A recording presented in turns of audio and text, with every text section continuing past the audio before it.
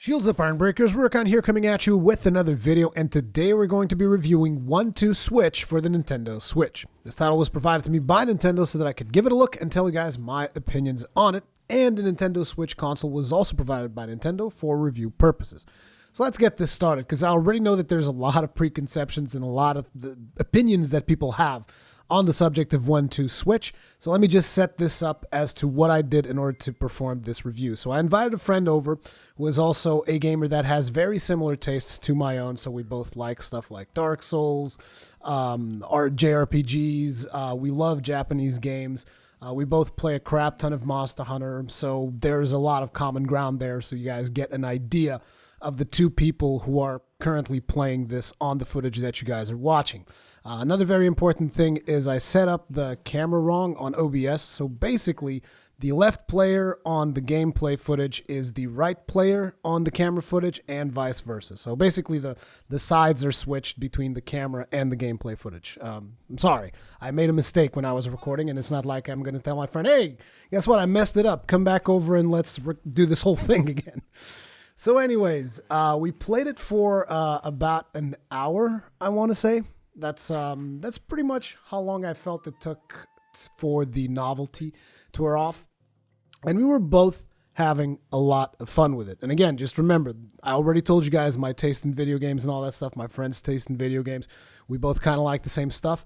So this is important to kind of situate you guys in the spectrum of whether or not you will enjoy the kind of experiences that 1-2 Switch provides. So the very first thing is, I feel like you need to have someone that you regularly play games with if you are going to get a lot of value out of the 1-2 Switch experience. Now, having said that, we both had a lot of fun.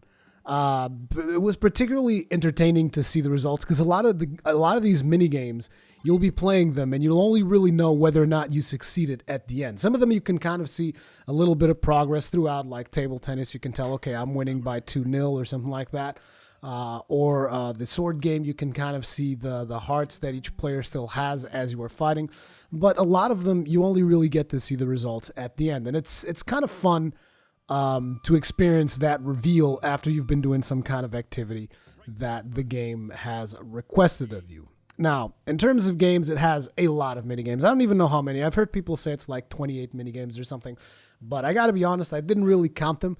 I can tell you that there are enough games on there for you to be playing for 1 hour without necessarily having to repeat a lot of them. And in 1 hour, we didn't even do all of the minigames that this thing has.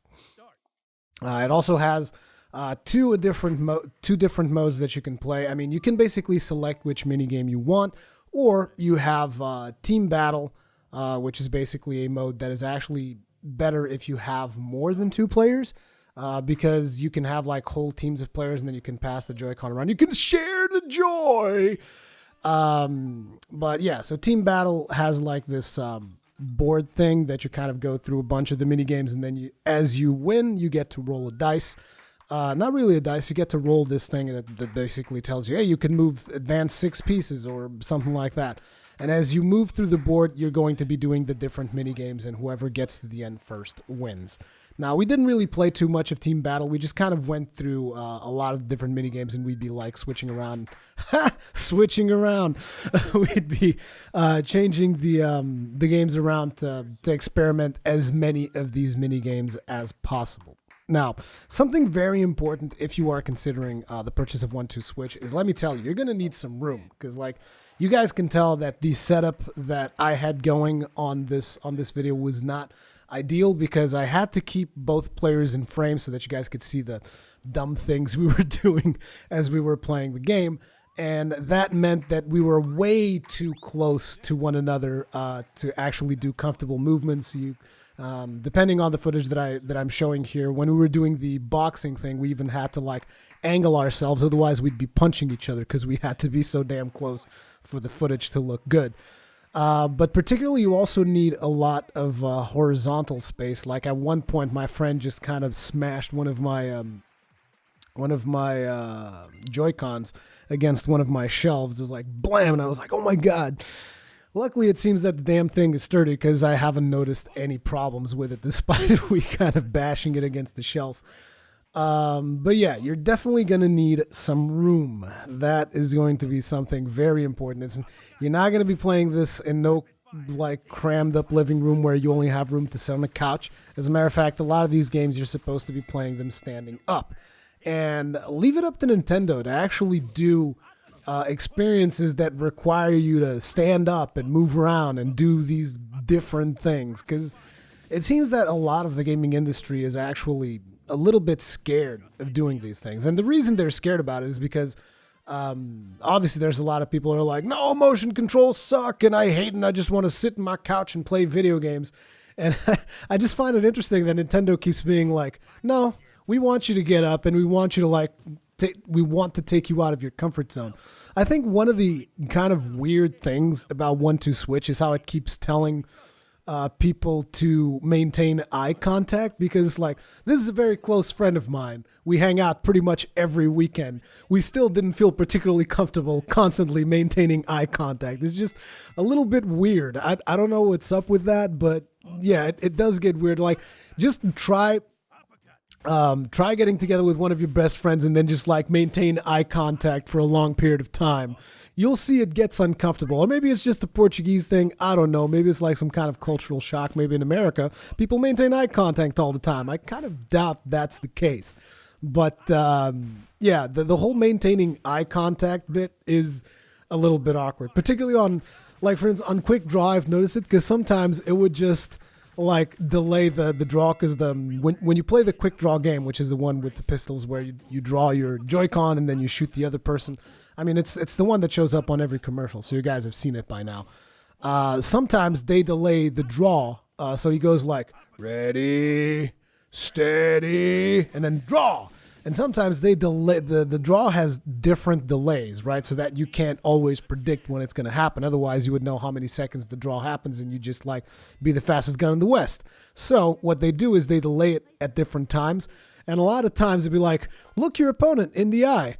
And it's like, ready, steady, and then just like no draw, and you're just looking at your friend and you're both looking at each other, maintaining eye contact.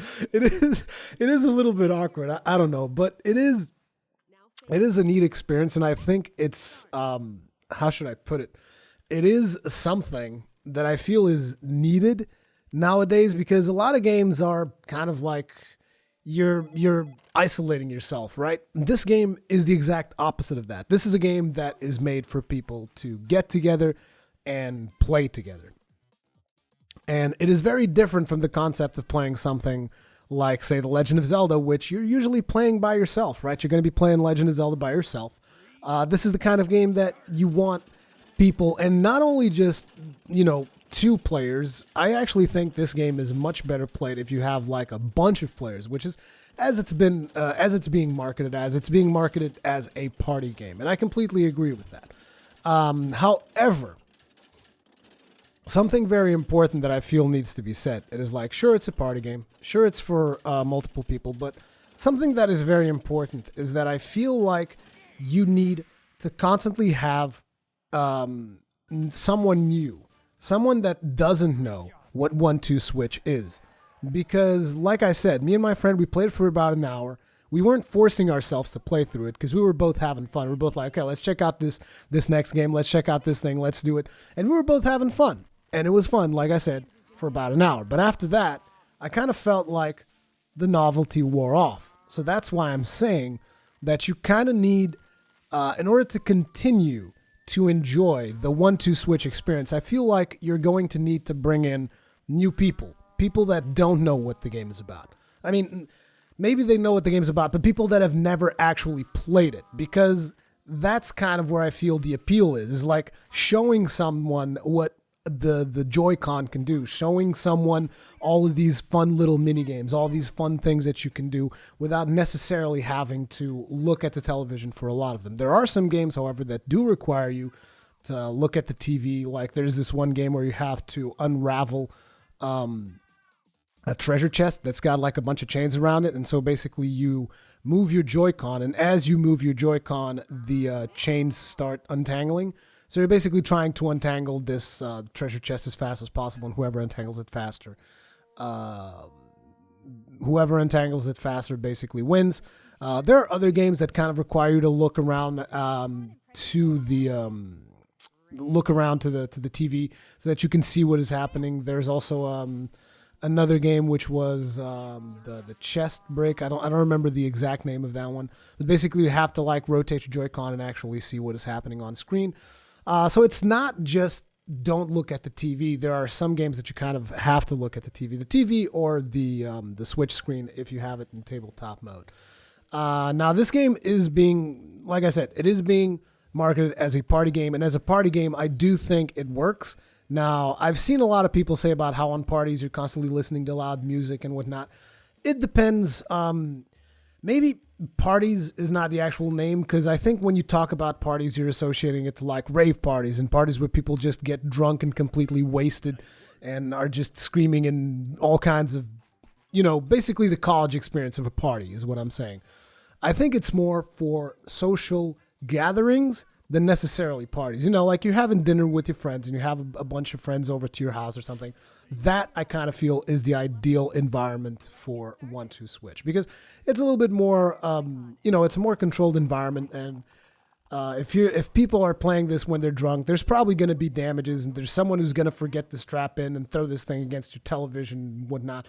It never really happened to us that we had one of the Joy-Con slip away or something, but I could see that happening if people were drunk. However, it can also make for a great drinking game, for a great drinking game if you are so inclined. I personally don't play a lot of drinking games because I don't tend to drink, but basically there's a lot of scenarios where somebody wins, somebody loses, and therefore loser takes a shot, something like that. There's definitely a lot of potential for that, and I can only imagine the crazy shit that people are going to be doing with this if they're drunk. They're going to be like, yeah, man, let's fight swords. It's going to be great. So like I said, social gatherings, in my opinion, is the right term, and it is the best showcase for this, particularly because usually in social gatherings, you might not always have the same friends over, so you're going to have that thing that I said, which is you're always going to have someone around that maybe has never played 1-2 Switch before, because like I said, me and my friend, we played it for not 1 hour. I don't really see us getting back and playing this again over and over and over. You know what? I don't see a lot of repetition here. Maybe we'd do it to show somebody else. So like say, it could be me and my friend and 2 new other people. That would make sense. That would be a situation where we would play the game because like, oh yeah, let's totally show them. And maybe you can be on someone's team, and because we kind of know how these games work. So it'd be me versus you plus somebody else and whatnot. That I see working. But like you playing it with the same person over and over, I don't think that's going to be a thing. Because like I said, the novelty wears off after a while. And it is important to mention that if you're playing this with people that aren't extremely physically fit, they can be frustrated because there are some games that do require I'm not saying that there are some games that are like this massive workout, but there are games that require a bit more effort. And so, if someone's not physically fit, like I'm not saying that I'm physically fit, but I'm not morbidly obese or anything. So I didn't have any issues with it, but like I could see that someone who is not someone who is not healthy, it could be hard for them to do some of these mini games. But again, I think this game is, it could be a great icebreaker, I guess. Maybe you're going on a date and you go back to your place and maybe I shouldn't be going there, but I think it could be fun if you played 1-2 Switch with your date. I think it could be a good icebreaker if you guys still haven't really, if you don't know each other all that well. But yeah, that's kind of like where I think it ends. Like I said, social gatherings and introducing new people to this thing. It is fun. It is a lot of fun, but I do feel that the novelty wears off pretty fast. So then we get to the price tag, which I was just checking Amazon right now as of this video. There was like, it was $50, I think, for 1-2 Switch. And in Portugal, it's at 42 euros. And that is steep. I do feel like the price is pretty high. And I do feel like Nintendo could benefit a lot from having this be a pack-in, for sure. I'm not saying it needs to be a pack-in. I'm saying they could really benefit from this being a pack-in because you would have you would have people actually showing other people these experiences and stuff. And I don't know, I just kind of feel like it would be a win-win situation for Nintendo to pack this in with the console. But at this price, it's basically like if you have a very active social life and you bought a Switch, then it might be fun for you. Like I said, if you have constant social gatherings with different people, that might justify the price. But if you're considering purchasing this, just like say for a situation where it's you and your wife, I don't think you're going to get a lot of value for it because, like I said, this is more, sure, this is fine with 2 players, but the novelty wears off. So if you have more than 2 players, consistently more than 2 players, or if you're someone who likes doing drinking games, that kind of stuff, then you might be getting your money's worth. But just like for 2 players, I don't know. I think it's too expensive. That's my personal opinion on it. Hopefully you guys understood what I was talking about. Like I said, there's a lot of mini games in here. There's a lot of fun to be had, but there's a lot of fun to be had if you're constantly introducing new people to the game. I feel that playing with the same person over and over, not really going to do it. Now, in terms of how the Joy-Cons perform and all that stuff, because I know there's a lot of people concerned about the Joy-Cons disconnecting and whatnot. I've even, throughout the experience, I've changed sides to make sure that, both Joy-Cons were working fine. And there was only one game where I felt like there could have been something wrong with the signal, and that was the milking game. But then I switched places with my friend, and I was still messing up. So I don't know. Maybe it was me. I kind of feel like I did a lot better at the milking game on the Nintendo showroom. And for some reason in my house, I was just doing terrible at it. So I don't know. But my friend won the milking game, man. My good friend Mad Cat, he won that milking game. What the fuck out of that? But yeah, like I said, it's fun. Whether or not it's worth it, you're going to have to decide for yourself. But yeah, that's my opinion on 1-2 Switch. Thank you guys very much for watching. Remember to leave me all your comments and feedback in the comment section below. Hit that like button if you enjoyed the video and subscribe if you're new so that you're always notified when new videos come online. See you guys in the next one.